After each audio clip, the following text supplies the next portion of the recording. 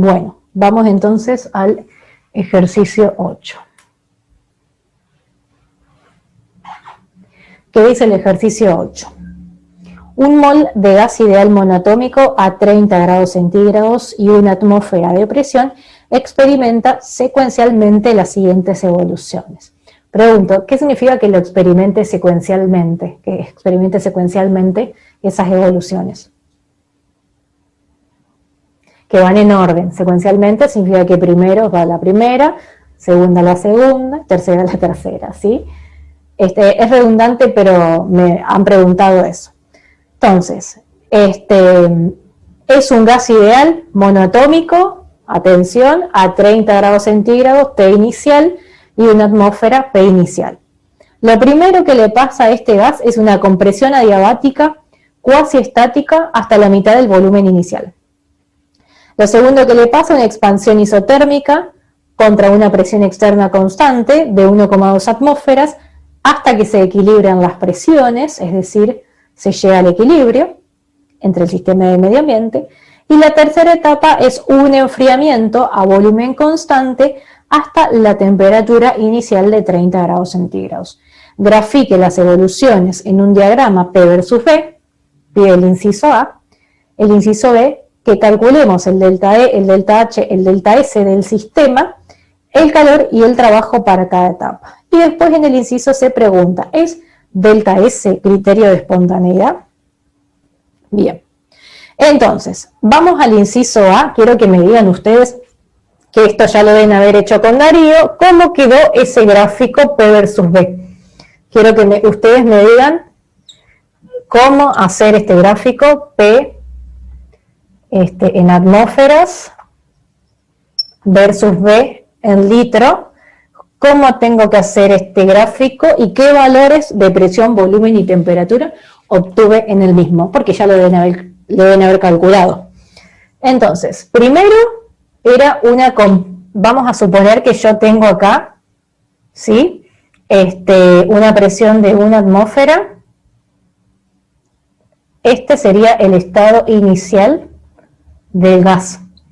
Y esta isoterma, que quedó media fea, estaría representando una temperatura de 30 grados centígrados. Bien, vamos a llamar a este punto como el punto A. ¿Qué le pasó? ¿Qué le pasó al gas? Una compresión adiabática hasta la mitad del volumen inicial. ¿Sí? Pregunto, ¿el volumen inicial de cuánto daba? Es para llenar el 24. ¿Cómo calcularon el volumen?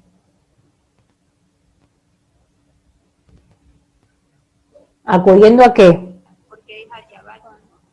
No, yo pregunto cómo calcularon este volumen inicial.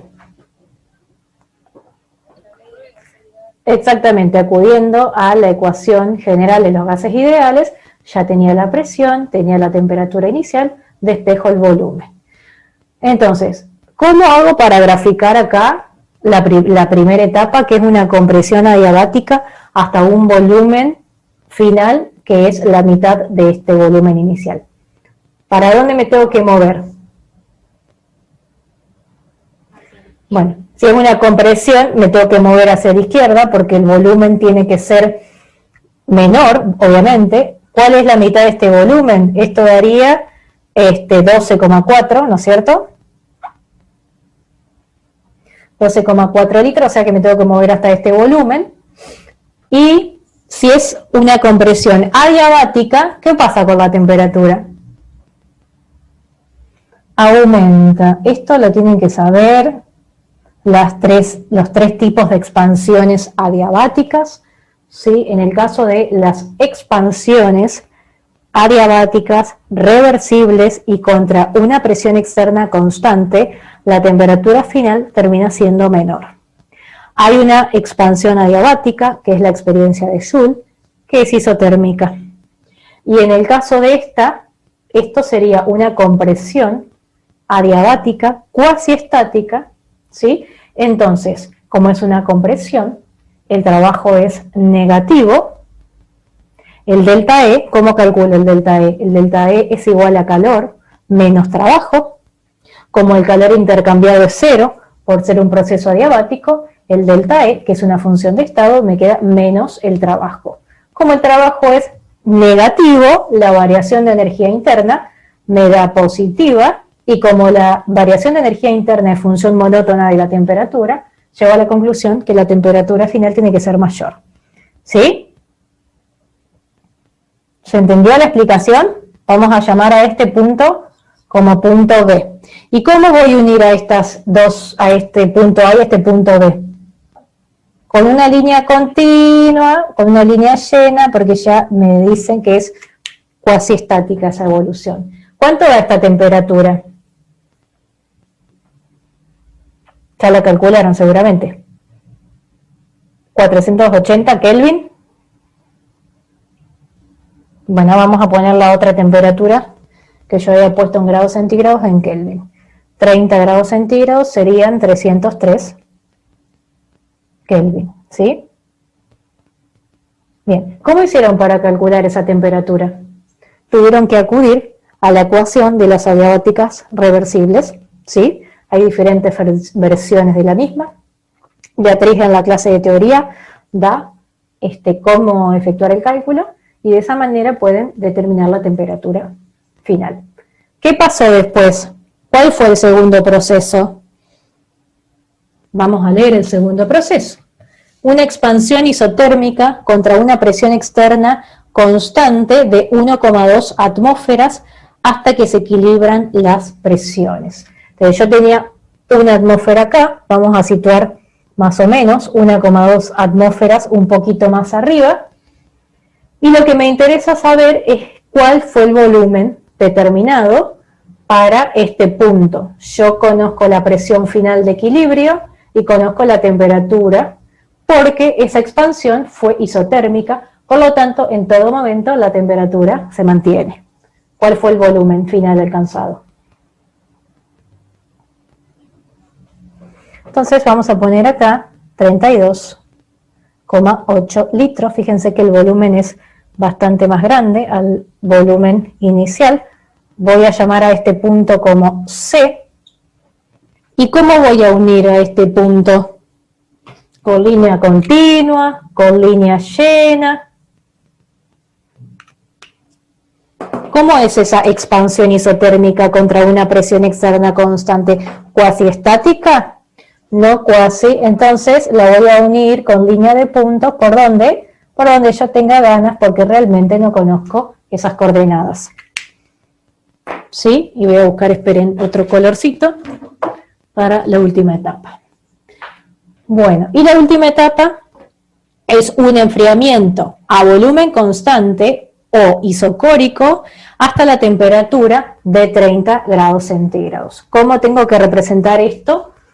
En este diagrama, fíjense que un enfriamiento, o sea, me tengo que mover hacia isotermas inferiores, o sea, de menor temperatura, ¿no es cierto?, hasta la temperatura inicial de 30 grados, o sea que el último puntito D va a ser ese, y este enfriamiento isocórico es cuasi estático, no cuasi estático.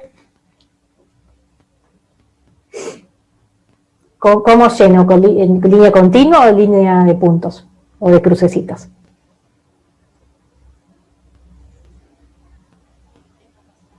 Es no cuasi, entonces voy a ir con, bueno, no se ve mucho, con crucecitas hasta ahí. Este sería el proceso o la etapa en realidad 3. Y otra cosa que me faltó acá, esta sería la etapa 2 en azul, es la presión que alcanzó este punto B. ¿La calcularon a esa presión? Fíjense que está por debajo de 1, o sea, el gráfico está correcto. Bueno, entonces ya tenemos representado esto. Calcularon el calor, el trabajo, el delta E, ¿qué más? El delta H. A ver, cuéntenme, ¿cómo calcularon para la etapa 1 el calor? ¿Cuál es el calor intercambiado en la etapa 1? Vamos a hacerlo rápido charlado. El calor intercambiado en la etapa 1 es 0 porque adiabático, exactamente. El trabajo, ¿cómo se calcula?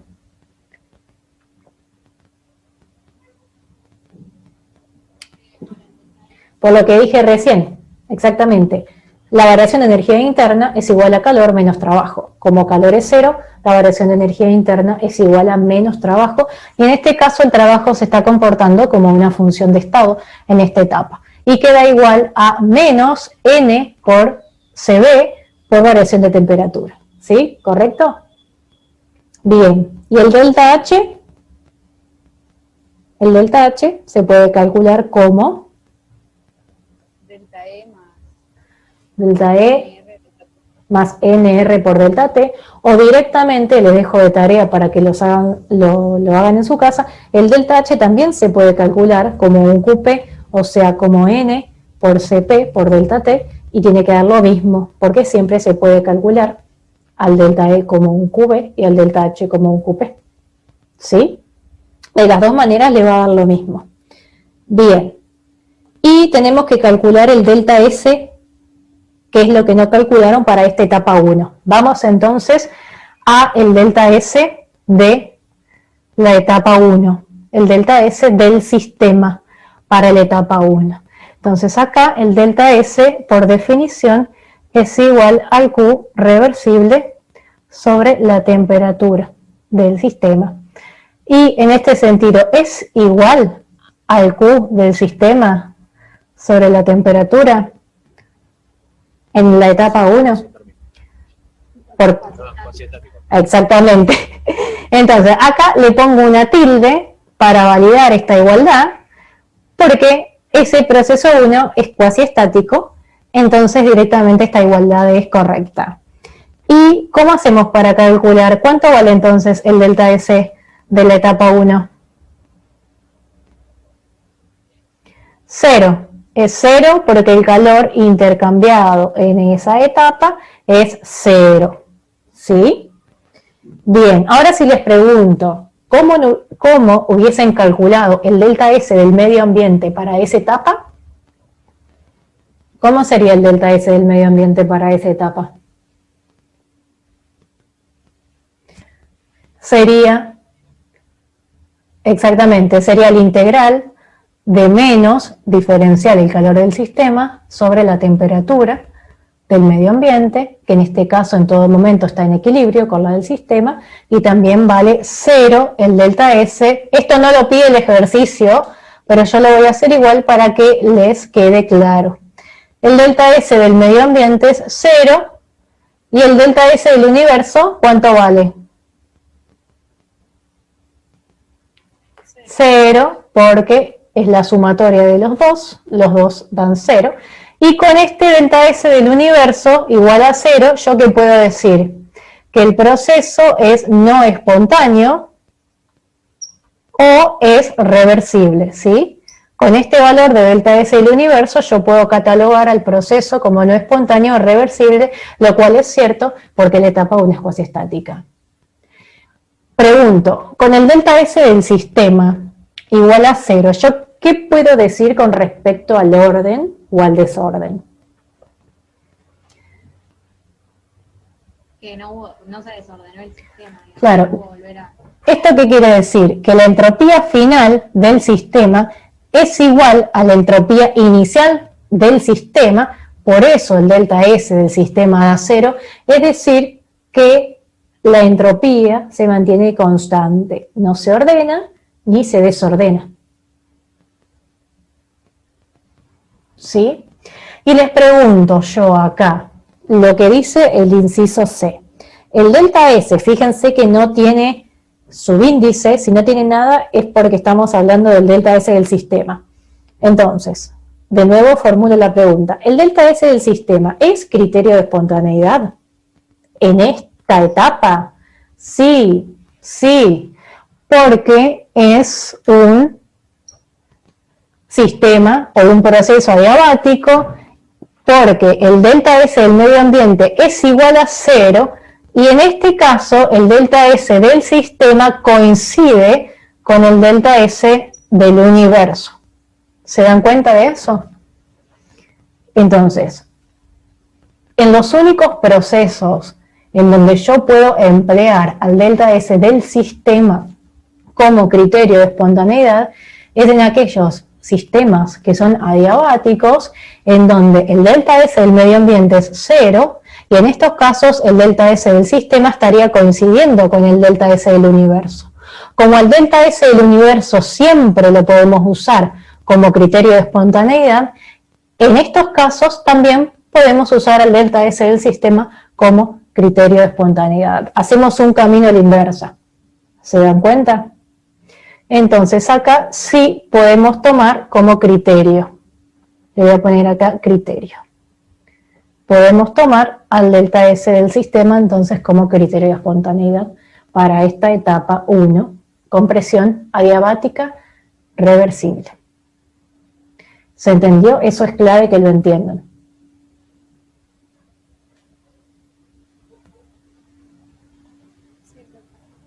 Bueno, perfecto. Borro y vamos a la etapa 2. Ay, el pedo borré. Bueno, entonces, ustedes vayan mirando las diapositivas de Vivi. A mí se me complica compartir, porque además estoy grabando. Tengo 2 programas al mismo tiempo. Entonces vamos a la etapa 2. Esa etapa 2, ¿cómo la podemos llamar? Es una expansión contra una presión externa constante isotérmica. Es una expansión isotérmica contra una presión externa constante. Ya sabemos que es un proceso no cuasiestático. Entonces, el delta S de la etapa 2, ¿cómo lo definimos? El delta S se define como el diferencial del Q reversible sobre la temperatura. Y en este sentido, ¿puedo mantener la igualdad? ¿Va a ser igual al diferencial del Q del sistema sobre la temperatura? No. No, porque ya sabemos que este proceso es no cuasiestático. ¿Qué tenemos que hacer? Tenemos que buscar un camino alternativo que sea reversible y que tenga el mismo punto inicial y el mismo punto final para que la evolución sea la misma. ¿Qué podría hacer yo? ¿A qué podría acudir? Claro. Entonces, buscamos un camino alternativo. ¿Qué hacemos? Lo mismo, pero cuasiestático. Porque la evolución tiene que ser la misma. El I, o sea, el punto C y el punto B tienen que ser los mismos. Entonces buscamos una evolución cuasiestática. ¿Cuál va a ser? Va a ser la expansión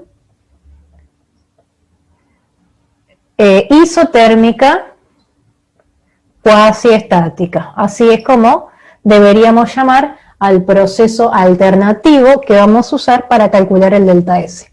Expansión isotérmica cuasiestática. Es el proceso alternativo. Le voy a poner acá alternativo. Una vez que yo elijo ese proceso alternativo, sigo con el cálculo del delta S. ¿Cómo hago para calcular el delta S para una expansión isotérmica cuasiestática?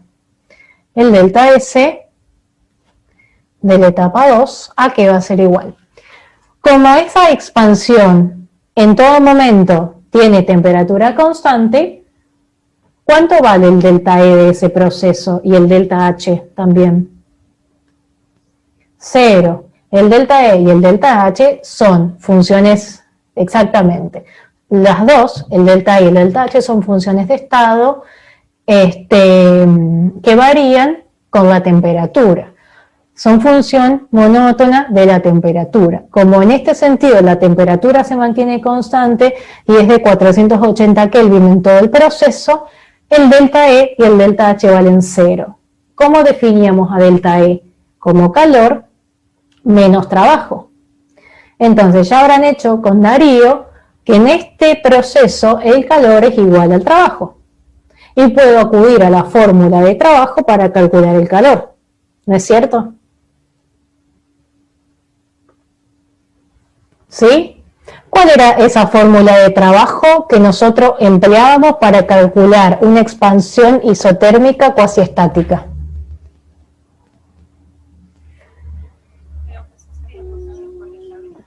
P de oposición por delta B. Yo tenía que integrar eso, ¿sí? ¿Y cómo me quedaba? Porque la presión no es constante, porque si no sería contra una P externa constante. La presión varía y está en todo momento en equilibrio el sistema con los del medio ambiente. Tengo que integrar y me queda, como acaba de mandar un compañero al chat, como N, R, T, ¿no es cierto? ¿Cómo sigo? Por logaritmo natural de B final sobre B inicial, ¿no es cierto?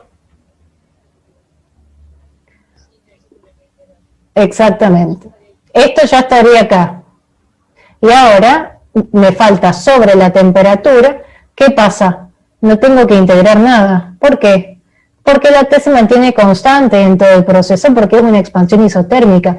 Fíjense que la temperatura se me va por la temperatura en el denominador y entonces el delta S para esta etapa 2, que es una expansión isotérmica cuasiestática, me queda como NR por logaritmo natural de B final sobre B inicial. ¿Lo quieren calcular? ¿Tienen los datos?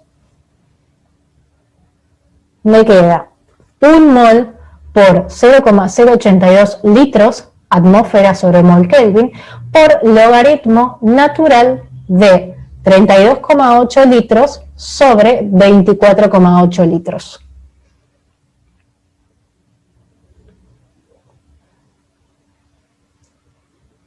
Yo, de todas maneras, como sé que es una expansión y el volumen final va a ser mayor al volumen inicial, sé que todo esto me va a dar positivo, o sea, lo puedo estimar sin saber realmente cuáles son los valores. ¿Se dan cuenta? 0,023. Bien. A ver, ya les digo cuánto da. ¿Cómo les da a los otros?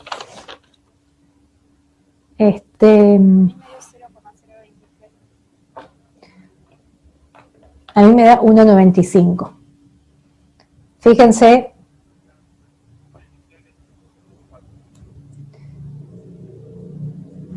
No, sí, igual fíjense, exactamente, y fíjense que la unidad del delta S es calorías sobre Kelvin, entonces hay un error mío, en vez de usar el R de 0,082, usamos el R de 2 calorías, así directamente nos dan las unidades. ¿Sí? Porque la unidad del delta S es calorías sobre Kelvin, entonces tenemos que usar el R de 2 calorías sobre Kelvin mol. Vuelvan a hacerlo y ahí vemos a ver cuánto les da. Ah, y yo dije mal que el volumen final era de 24,8. El volumen final, el volumen inicial, perdón, era de 12,4. Un compañero me corrigió recién. Entonces, quedaría 1 por 2 calorías sobre Kelvin mol por 32,8 sobre 12,4. No hace falta que pongan litros en ese logaritmo, ¿sí? Porque el litro del volumen final se va. Entonces, ahora sí, 1,95 unidades correctas, calorías sobre Kelvin. Entonces, fíjense que evidentemente da positivo. ¿Qué quiere decir que dé positivo? Que el sistema en esa etapa 2 se está desordenando, o sea, aumenta el desorden, ¿sí? En esa etapa, para el sistema. ¿Estamos hasta acá? Y si yo les dijese que calculemos el delta S del medio ambiente para esta etapa, no lo pide el ejercicio, pero me gustaría que lo hagamos. ¿Cómo calcularíamos el delta S del medio ambiente para la etapa 2?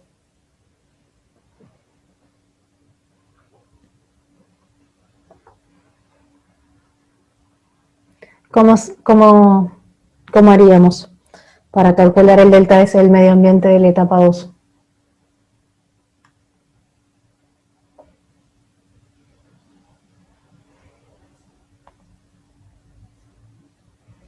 a ver, me faltó el menos. El delta S del medio ambiente de la etapa 2, ¿me escuchan? Sería igual al diferencial del Q del sistema sobre la temperatura del medio ambiente. Como la temperatura se mantiene constante, el delta S del medio ambiente va a ser igual directamente a menos el calor del sistema de esa etapa 2 sobre la temperatura del medio ambiente. O sea, el delta S del medio ambiente va a ser igual a menos el trabajo expansional que ustedes calcularon sobre la temperatura del medio ambiente. Recordemos que en este proceso isotérmico el delta E es igual a 0 y por lo tanto calor es igual a trabajo. ¿Lo quieren hacer?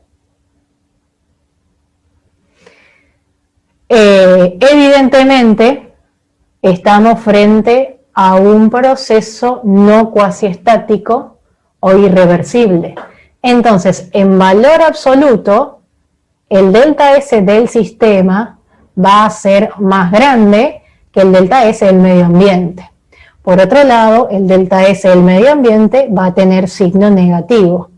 Entonces, cuando yo haga la sumatoria del delta S del sistema más el delta S del medio ambiente, me va a dar igual al delta S del universo. Y ese delta S del universo, ¿cómo me va a dar? ¿Mayor o igual a 0?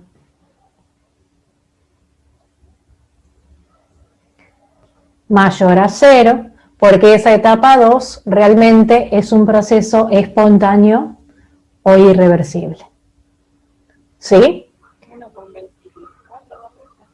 Entonces el delta S del medio ambiente es igual a menos 1,24 calorías sobre Kelvin. ¿Y el delta S del universo?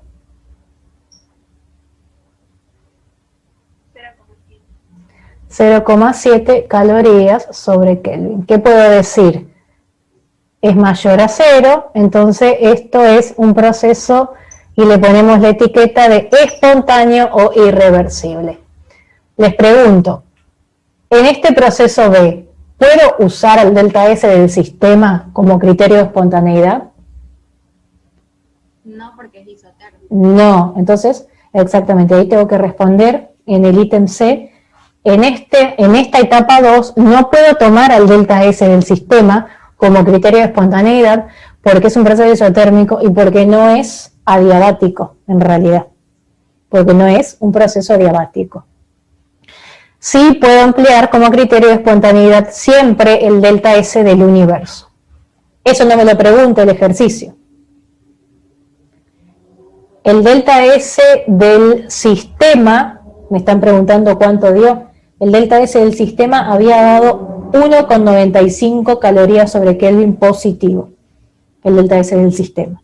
El delta S del medio ambiente da menos 1,24 calorías sobre Kelvin, y el delta S del universo, 0,7 calorías sobre Kelvin positivo, indica que esta etapa es espontánea o irreversible, o sea, no cuasiestática. Realmente es así. ¿Estamos hasta acá?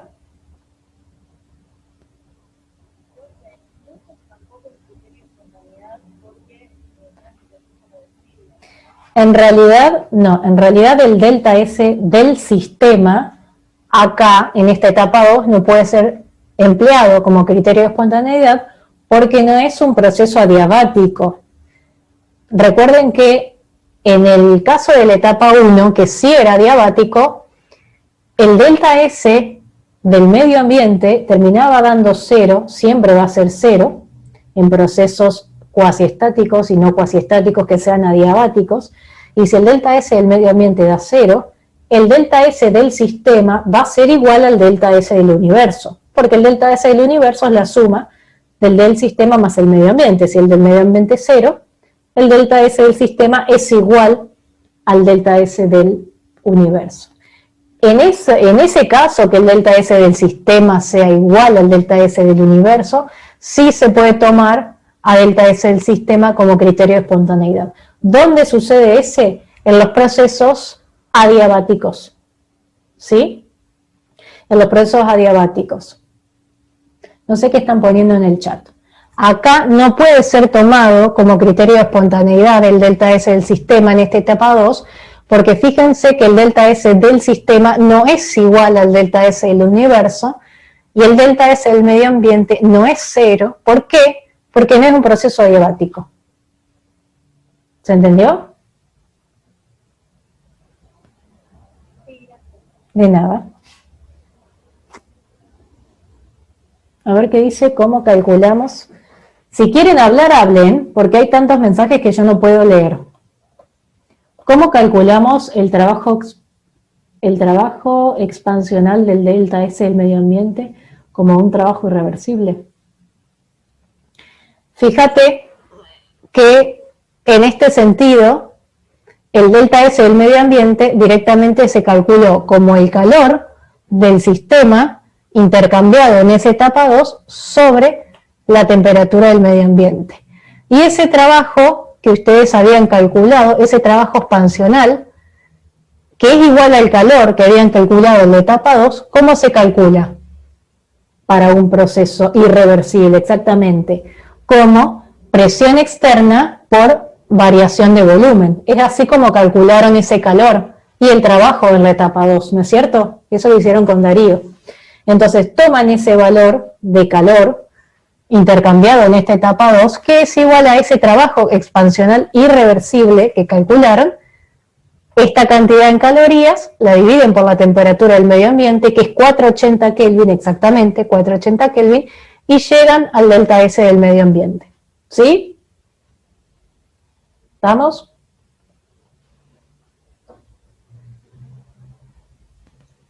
Si me dicen que sí, pasamos a la etapa 3, que es la última.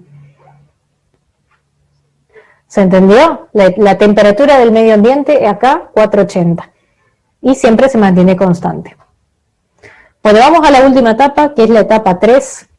La etapa 3, ¿qué era? Era un enfriamiento isocórico, o también lo podemos llamar a volumen constante, de este gas ideal hasta la temperatura inicial. O sea, el enfriamiento se dio desde 480 Kelvin hasta 303 Kelvin, ¿sí? Pregunto, este delta S del proceso 3, por definición, volvemos siempre a lo mismo, el delta S es igual al Q reversible sobre la temperatura del sistema. En este caso, ¿puedo colocar esta igualdad? Siempre partimos de lo mismo. ¿Puedo decir entonces que es igual? No, porque esta etapa 3, ¿no es cierto? Esta etapa 3 es irreversible. Entonces, ¿qué tenemos que hacer? De nuevo, buscar un camino alternativo para poder calcular el delta S de la etapa 3.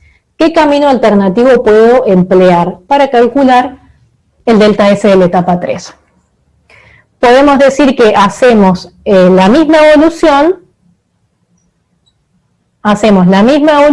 pero cuasi estática, ¿o no? Pero cuasi. Si yo digo que hacemos la misma evolución, el punto inicial y el punto final tienen que ser los mismos, o sea, el punto C y el punto B tienen que ser los mismos, pero ahora ese enfriamiento tiene que ser cuasi estático. Entonces, ¿cómo hicieron ya con Darío para calcular el calor intercambiado en ese proceso? Ese calor va a ser igual a ¿qué? A un QB, porque en todo momento el volumen se mantiene constante, y este QB es igual a ¿qué? Al delta E, ¿no es cierto? Fíjense que en este proceso, en el proceso 3, el calor se está comportando como una función de estado, o sea, como delta E. Entonces no me importa qué camino yo empleo para hacer el cálculo del QB, porque se está comportando como una función de estado. Mientras el I y el F sean los mismos, el valor numérico siempre tiene que ser igual. Entonces, ¿cómo hago para calcular eso? Era igual a N por el CB por la variación de temperatura. Y si yo ahora voy a hacer el cálculo del delta S, ¿cómo me tiene que quedar el delta S de esta etapa 3? Me queda como la integral de N por este CB por el diferencial temperatura sobre la temperatura. Resuelvo esta integral y ¿cómo me queda?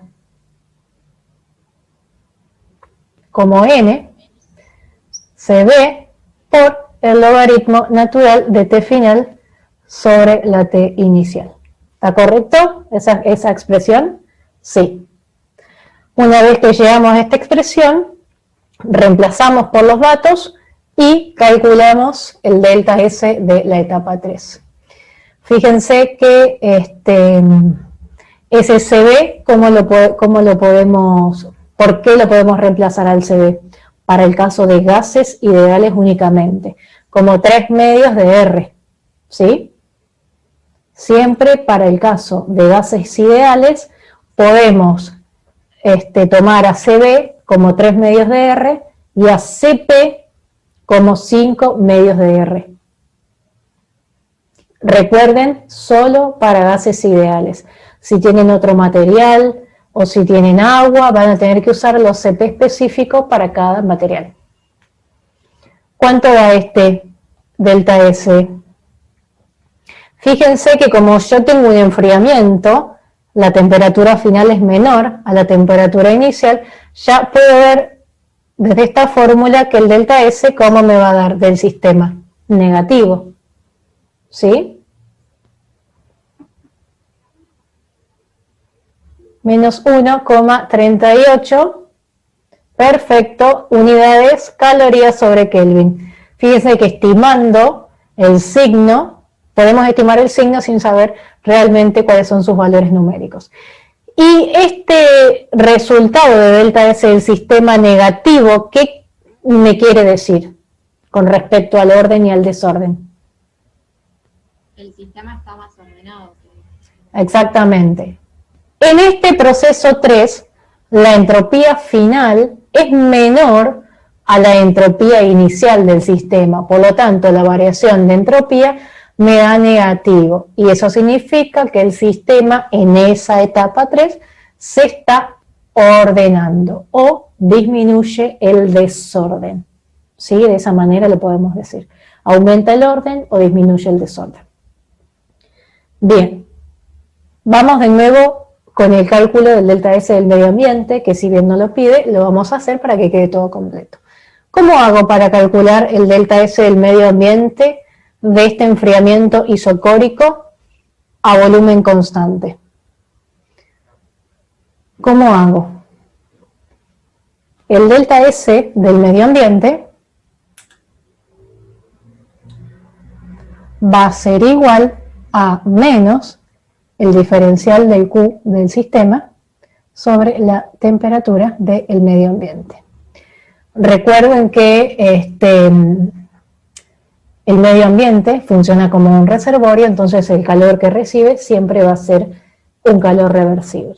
¿Y la temperatura del medio ambiente cuál sería? La temperatura del medio ambiente generalmente es la temperatura final en este tipo de procesos.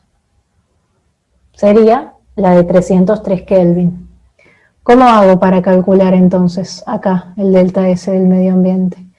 Lo calculo como el calor del sistema, o sea, el menos el QB, que ustedes ya lo calcularon con Darío, sobre la temperatura del medio ambiente. Este QB lo calcularon como un delta E, sí, sobre la temperatura del medio ambiente, que generalmente es la temperatura final del sistema, o sea, 303 Kelvin. Si quieren, lo pueden hacer. El QB, ¿cuánto le había dado el QB?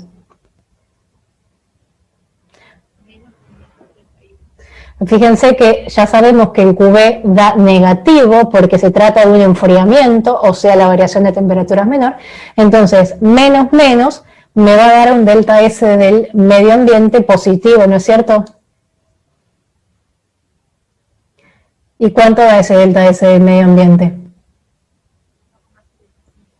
¿Cuánto? 1,75 unidades calorías sobre Kelvin. Exactamente. Y fíjense que en valor absoluto, en este sentido, el delta S del medio ambiente es mayor al delta S del sistema. ¿Por qué? Porque si yo voy a calcular el delta S del universo como la suma de los dos, como la suma de delta S del sistema más el delta S del medio ambiente, ese delta del universo, ¿cuánto me va a dar? Lo escribo acá chiquitito. Díganme cuánto da el delta S del universo.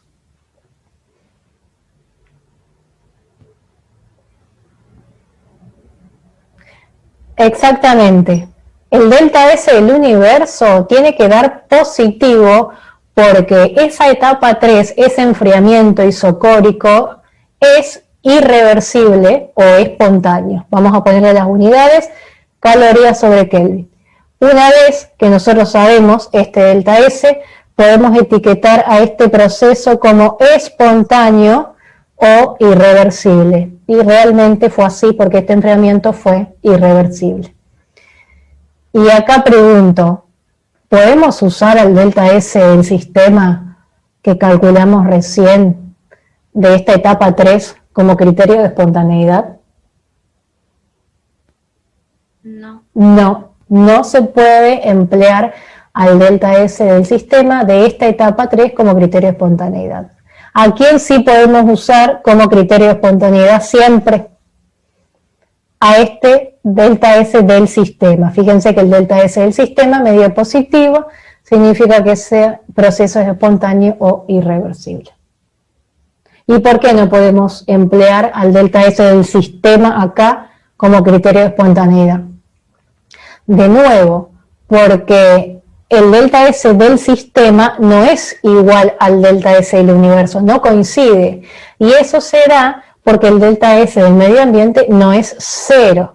Si lo hubiésemos podido emplear, si el proceso hubiese sido de nuevo adiabático. Si hubiese sido adiabático, ya sea un proceso cuasi o no cuasi, en ambos casos, si es adiabático, el delta S del medio ambiente es cero y el delta S del sistema coincide perfectamente con el delta S del universo, y en esa condición es en la única donde yo puedo tomar el delta S del sistema como criterio